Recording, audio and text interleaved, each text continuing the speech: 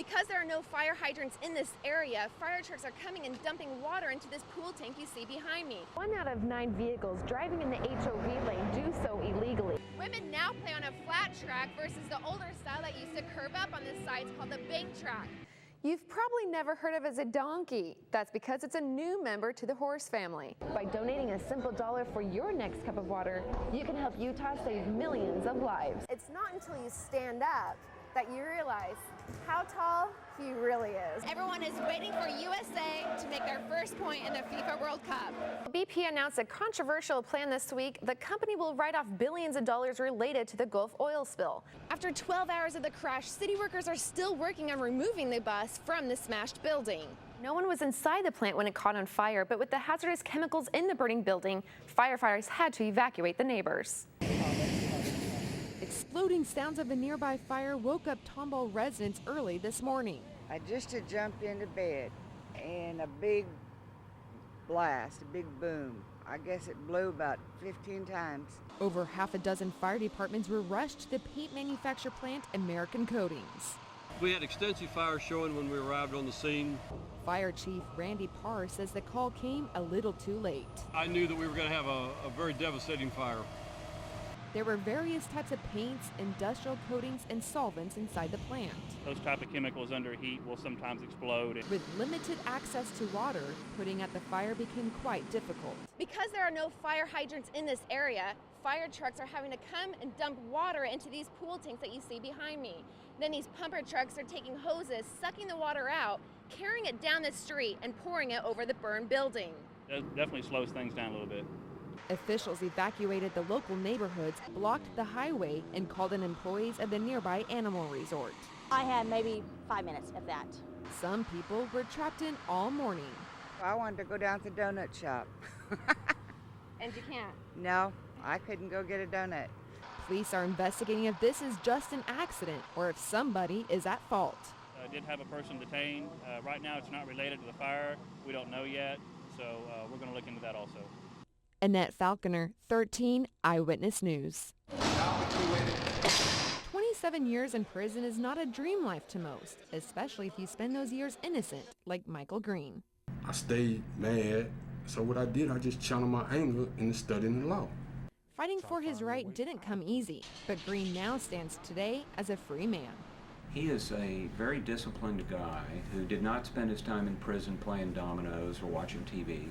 He worked. Michael chooses to look at the past with a glimpse of light that gives hope to a bright future.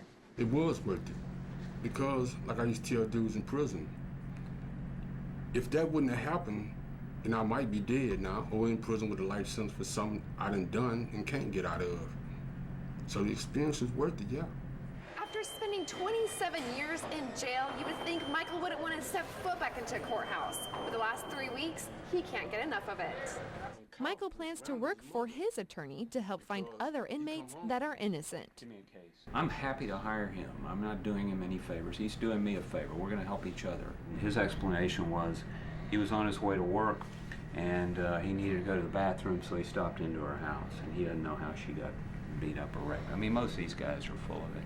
Yeah, they probably is. In the meantime, Green will have to play a little catch-up with technology. Yesterday he was talking about his difficulty in finding a ribbon for his typewriter. And I thought, well, yeah, I imagine you would. Annette Falconer, 13 Eyewitness News. Lucy Adams is feeling the pain a mother should never feel, experiencing the death of her son. I would take his place. So he can live, I would take his place. Police say 6.5-year-old Takaris Jackson was pronounced dead this morning due to child beating. Immediately the doctors noticed that there was severe trauma, bruising from the head, chest area, that was certainly not caused by any accident. Adams said she let her son TK live with his father, Alex Duncan, for the summer. I was trying to be good and trying to let him be involved with his father, but look what it got me. Look at the suffering. Look how my son suffered, and look what I'm gonna have to deal with. This is where the boy was found beaten to death by his own father, and police say it became a nightly ritual.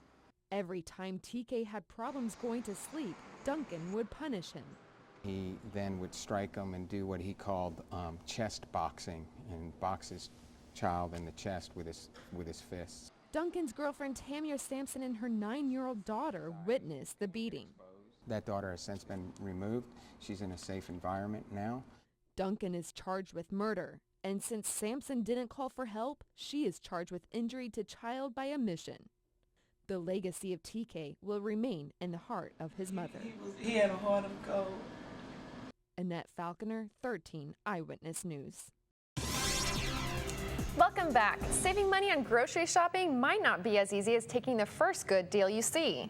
Meanwhile, children of illegal immigrants rallied in front of the White House last week to ask for President Obama's support in the nation's immigration policy. 4 Houston police officers accused of beating a burglary suspect appeared in court today.